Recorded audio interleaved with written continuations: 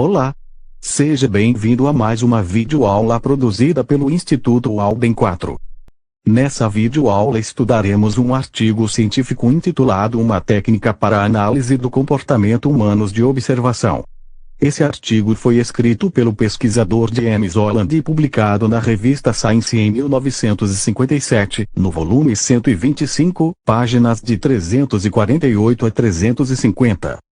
Vale lembrar que a revista Science é um dos periódicos científicos mais importantes em todo o mundo. O objetivo dessa pesquisa de Holland foi criar um procedimento que pudesse ser útil para se estudar o comportamento humano de detectar sinais no ambiente. Por exemplo, você viu essa lâmpada aparecendo e desaparecendo enquanto eu falava? Estava fácil de ver, não é verdade? No entanto, há tarefas e trabalhos cotidianos que demandam bastante atenção para se detectar sinais que aparecem de forma intermitente. Você já parou para pensar, por exemplo, como é complicado o trabalho de um controlador de voo? Ele precisa ficar atento a dezenas de sinais que aparecem na tela. E ele nunca sabe quando esses sinais aparecerão. Um sinal informando colisão entre dois aviões, por exemplo. Bom, mas voltemos ao experimento de Holland. Vamos analisar o procedimento utilizado por ele. Mesa, saia da sala. Livros flutuantes, vocês também. 5 adultos do sexo masculino participaram da pesquisa como sujeitos experimentais. Nenhum deles havia participado de experimentos como esse antes. Eram experimentalmente ingênuos. Podem se retirar, por favor. Obrigado. As sessões experimentais foram realizadas em uma sala na qual cada participante, individualmente e sozinho, sentava-se diante de uma mesa. De frente ao participante, ficava um dispositivo similar a um velocímetro ou mostrador de combustível analógicos. De forma que havia um painel e um ponteiro neste painel. Sobre a mesa do participante também havia 2 botões. Um botão de curtir e outro de compartilhar. Brincadeira, né? Em 1957 o Facebook estava longe de ser inventado, não é mesmo? Mas havia sim 2 botões sobre a mesa do participante, cujas funções veremos a seguir. A tarefa do participante, basicamente, era pressionar um dos botões quando ele, o participante, visse alguma alteração na posição do ponteiro do painel que estava sobre a mesa. Vejamos um exemplo. Note que após o participante detectar, ver, a mudança na posição do ponteiro, ele pressionou o botão verde. Ao clicar no botão verde, ou botão de relato, o ponteiro voltava para sua posição original. Pressionar este botão é chamado de resposta de relato. Pressionar esse botão é chamado de resposta de relato porque ao pressionar esse botão o participante está relatando ao pesquisador que detectou a mudança na posição do ponteiro. A tarefa do participante, no entanto, não era tão simples. A sala na qual ele estava ficava totalmente escura durante as sessões experimentais. Contra-regra, ligue a visão noturna, por favor. Como a sala estava escura, não era possível para o participante ver o ponteiro. Para que ele pudesse ver o ponteiro, ele deveria pressionar o outro botão. Quando o participante apertava o outro botão, uma luz piscava uma vez na sala, de tal modo que o participante poderia ver o ponteiro. Contra-regra, ligue a luz, por favor. A resposta de clicar o botão que fazia a luz piscar na sala foi chamada de resposta de observação. A frequência dessa resposta foi a principal variável dependente da pesquisa. Resumindo o procedimento até aqui, temos que 1. O participante ficava em uma sala escura durante as sessões experimentais. 2.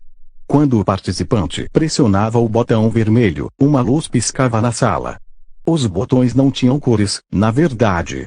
Colocamos cores aqui para ficar mais didática a descrição. A resposta de pressionar o botão que produzia o flash de luz foi chamada de resposta de observação. Ao emitir a resposta de observação, que produzia o flash de luz, o participante podia ver o ponteiro por um breve período de tempo, menos de 1 segundo. 3. Ao detectar uma mudança na posição do ponteiro, o participante deveria pressionar outro botão, o botão de relato. Ao pressionar o botão de relato, o ponteiro voltava para sua posição inicial. Feito isso, o participante voltava a ficar pressionando o botão que produzia o flash de luz até detectar novamente outra alteração da posição do ponteiro, repetindo o procedimento. Agora vem o ponto-chave do procedimento. As mudanças na posição do ponteiro foram programadas para ocorrer de acordo com 4 esquemas de reforçamento de intervalo fixo. Os intervalos fixos programados foram FI 1 minuto, FI 2 minutos, FI 3 minutos e FI 4 minutos. Lembrando que FI é a sigla em inglês para Fixed Interval. Durante as sessões experimentais de intervalo fixo 1 minuto, o ponteiro somente mudava de posição após ter se passado 1 minuto desde a última resposta de relato. Iniciada a sessão, o participante ficava pressionando o botão que disparava o flash de luz. No entanto, ele só veria uma alteração na posição do ponteiro após transcorrido 1 minuto. Ao final do intervalo de 1 minuto, a primeira resposta de observação do participante permitia que ele visse a mudança na posição do ponteiro. Ao detectar a mudança na posição do ponteiro, o participante pressionava o botão de relato.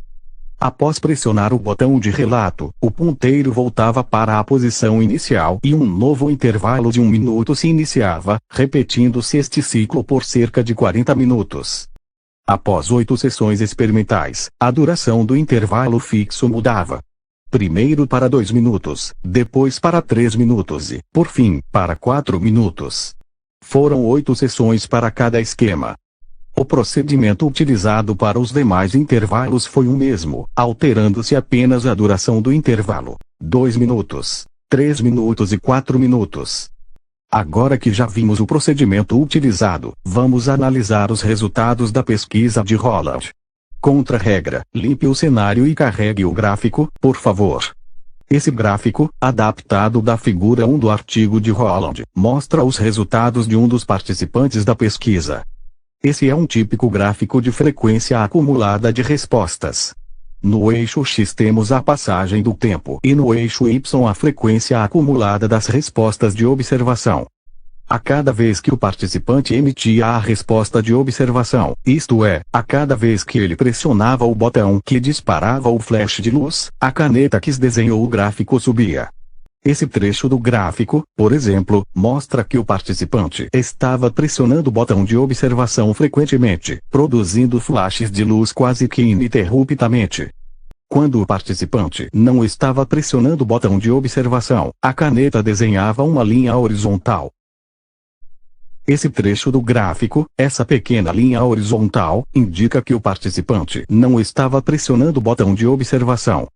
Já este outro trecho, circulado em vermelho, indica que o participante estava pressionando o botão de observação, mas numa frequência menor.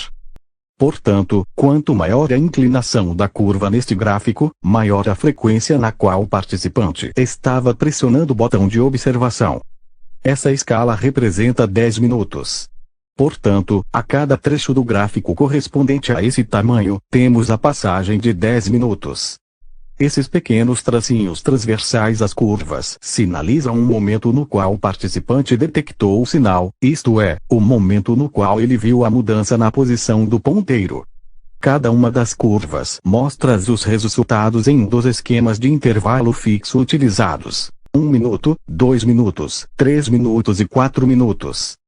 Você deve ter notado que o padrão comportamental expresso por essas curvas de frequência acumulada é característico de comportamentos reforçados em esquema de intervalo fixo.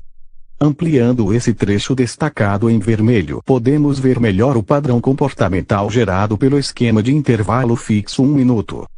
Como vimos, esse tracinho destacado pelo círculo vermelho representa um momento no qual o participante relatou ter visto a mudança na posição do ponteiro. A mudança na posição do ponteiro funcionou nesta pesquisa como um estímulo reforçador, que reforçava as respostas de observação do participante. Note que logo após a apresentação do estímulo reforçador a curva fica praticamente horizontal. Ou seja, o participante para de responder por um tempo. Essa é a pausa pós-reforço. Veja também que logo após a pausa pós-reforço a curva faz um joelhinho, indicando que a frequência da resposta sai de zero e vai aumentando aos poucos.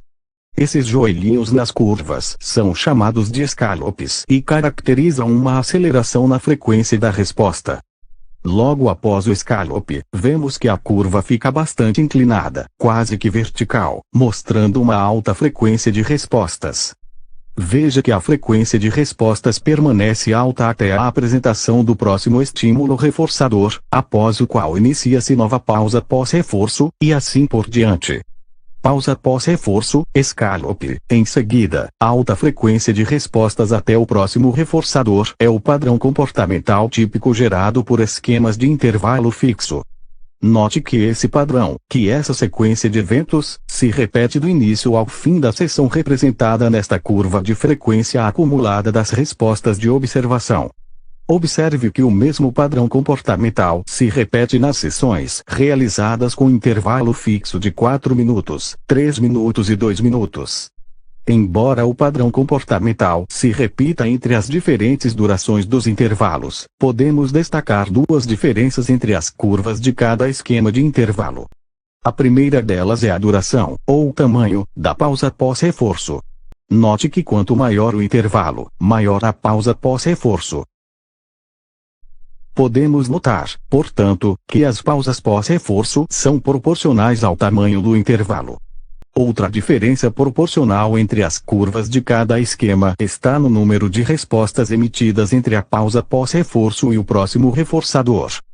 Quanto maior o intervalo, maior o número de respostas após a pausa pós-reforço. Com base nesses resultados de Holland, podemos tirar algumas conclusões, que também foram apontadas por ele. A primeira é quanto ao objetivo da pesquisa de Holland. Ele conseguiu elaborar um procedimento viável para se estudar cientificamente a detecção de sinais. A segunda conclusão se refere a por que fazer pesquisas com animais não humanos para entender o comportamento humano. Centenas de pesquisas sobre esquemas de reforçamento de intervalo fixo já foram realizadas com não humanos, com ratos, pombos e outras espécies animais. Em todas essas pesquisas se observa o mesmo padrão comportamental produzido por esquemas de reforçamento de intervalo fixo. Vamos ver um exemplo. Esse gráfico de frequência acumulada mostra os resultados de uma pesquisa de Fester e Skinner realizada também em 1957. Esses resultados mostram a frequência acumulada da resposta de bicar um disco, produzidas por um pombo e reforçadas com alimento em um esquema de intervalo fixo 1 minuto. Veja como o padrão comportamental mostrado nos gráficos das duas pesquisas é semelhante. Neste gráfico os tracinhos transversais também indicam a apresentação do reforço. Note que em ambos os gráficos temos a pausa pós-reforço, ou escalope e a alta frequência de respostas até o final do intervalo. Impressionante a semelhança, não é mesmo? Se variáveis ambientais semelhantes produzem efeitos comportamentais semelhantes em humanos e não humanos, o conhecimento produzido como uma espécie pode ser aplicado a outra. Contra-regra: mostre, por favor, o gráfico de extinção. Na última sessão experimental de cada participante, Holland fez ainda uma última manipulação experimental. Ele colocou as respostas de observação em extinção. A contingência de reforçamento em vigor durante as sessões em FI era: a primeira resposta de observação após o fim do intervalo produzia a mudança na posição do ponteiro. Lembrando que isso só era possível devido ao flash de luz produzido pela pressão no botão de observação, certo? Na última sessão experimental, após a terceira resposta reforçada, Holland desligou o botão de observação. Dessa forma, pressionar o botão de observação não produzia mais o flash de luz. Consequentemente, o participante não podia mais ver a mudança na posição do ponteiro. O resultado dessa intervenção foi uma típica curva de extinção, também similar a curvas de extinção geradas com sujeitos não humanos. O círculo vermelho destaca a última pausa pós-reforço. Depois dessa última pausa pós-reforço, vemos no gráfico um longo período como uma alta frequência de respostas. Em seguida, temos um período no qual há uma diminuição gradual da frequência da resposta, caracterizado por essa diminuição na inclinação da curva.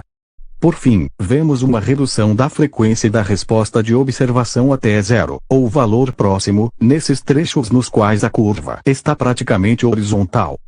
Essa curva de extinção obtida com um participante humano também é uma evidência de que as consequências do comportamento podem produzir efeitos semelhantes entre espécies diferentes. Contra-regra. Volte o cenário, por favor. Obrigado. Contra-regra. Por fim, é interessante destacar que Holland não utilizou água ou comida como consequência reforçadora para o comportamento dos participantes de sua pesquisa. A detecção do sinal, a mudança na posição do ponteiro, funcionou como consequência reforçadora para as respostas de observação emitidas pelos participantes dessa pesquisa. Uma infinidade de eventos cotidianos podem funcionar como estímulos reforçadores para o comportamento humano. Fica a dica. Quer aprender mais sobre análise do comportamento e esquemas de reforçamento? Adquira então o seu exemplar de Princípios Básicos de Análise do Comportamento, de Moreira e Medeiros. Quer ouvir um pouco de rock and roll entre um capítulo e o outro de livro para relaxar? Conheça então o CD do professor Márcio Moreira. Na descrição do vídeo, logo abaixo aqui na tela, você encontrará os links para conhecer o livro e o CD. Obrigado por ter assistido a essa videoaula. Um abraço e até a próxima.